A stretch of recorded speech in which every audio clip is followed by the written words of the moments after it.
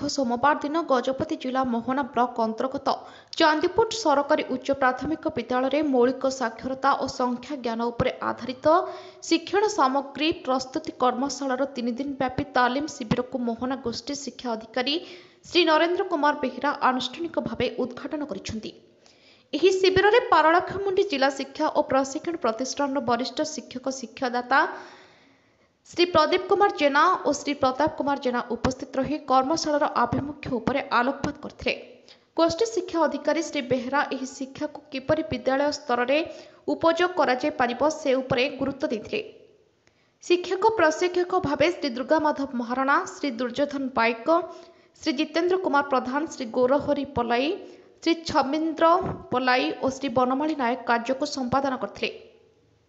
ଏହି କର୍ମଶାଳାରେ ବ୍ଲକରୁ 25 ଜଣ ଶିକ୍ଷକ ଓ ଶିକ୍ଷୟିତ୍ରୀ ତାଲିମ ନେଇଥିଲେ। ଜାତୀୟ ଶିକ୍ଷାନୀତି 2020କୁ ଫଳପ୍ରଦ କରିବା ଓ ପ୍ରଥମ ଶ୍ରେଣୀରୁ ତୃତୀୟ ଶ୍ରେଣୀ ପର୍ଯ୍ୟନ୍ତ ଶିକ୍ଷା ବ୍ୟବସ୍ଥାକୁ ନମନୀୟ ଓ ଆନନ୍ଦମୟ କରିବା ପାଇଁ ସରକାରଙ୍କ ଏହା ଏକ ଅଭିନବ ପ୍ରୟାସ। ଏହି ଶିବିରରେ ଚାନ୍ଦିପୁର ସିଆରସିସି ଶ୍ରୀ ଭୈରବ ପ୍ରଧାନ, ପ୍ରଧାନ ଶିକ୍ଷକ ଶ୍ରୀ ବଳରାମ ବଡ଼ ରଇତ ତାଲିମାର୍ଥୀମାନଙ୍କୁ ଉତ୍ସାହିତ କରିଥିଲେ। गजपति कृष्णचंद्र मिश्र रिपोर्ट ज्योतिप्रभा न्यूज।